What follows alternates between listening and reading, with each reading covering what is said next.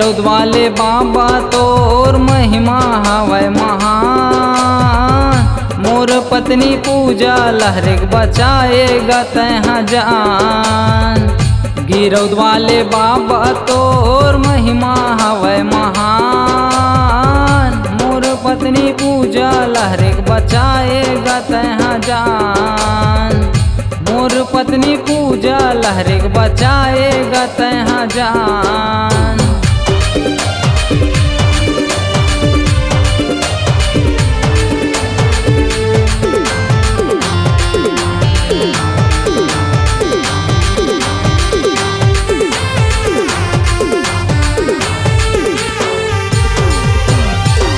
सांप चाबेला बाबा तैहा जिलाएगा। गिरौद बला के बाबा दर्शन कराएगा। सांप चाबेला बाबा तैहा जिलाएगा। गिरौद बला के बाबा दर्शन कराएगा। महंगू के लाला तोर महिमा हवै महान। गिरौद वाले बाबा तोर महिमा हवै महान। मोर पत्नी पूजा लहरेक बचाएगा तैहा जान। गिरौद वाले बाबा तोर महिमा हवै महान। मोर पत्नी पूजा लहरेक बचाएगा तैहा जान।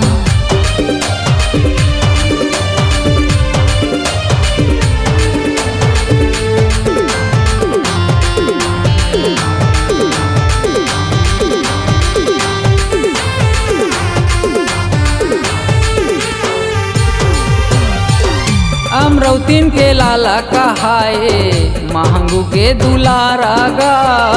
छपोरा गाँव महिमा दिखाए गिरौद वाले बाबा गा। अमरौतीन के लाला कहाए महंगू के दुलारा गा। छपोरा गाँव महिमा दिखाए गिरौद वाले बाबा गा। महंगू के लाला तोर महिमा हवै महान। गिरौद वाले बाबा तोर महिमा हवै महान। मोर पत्नी पूजा लहरेक बचाएगा तैहा जान। गिरौद वाले बाबा तोर महिमा हवै महान। मोर पत्नी पूजा लहरेक बचाएगा तैहा जान।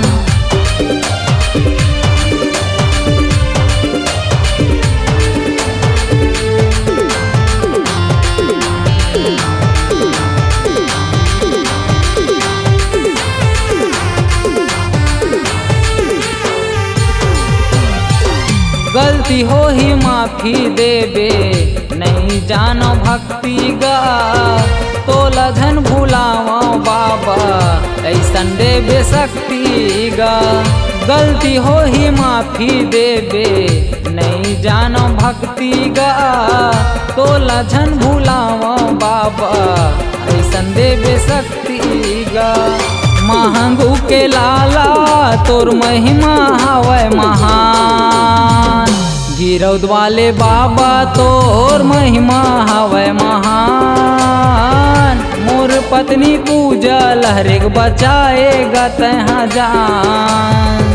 गिरौद वाले बाबा तोर महिमा हवै महान। मोर पत्नी पूजा लहरेक बचाएगा तैहा जान।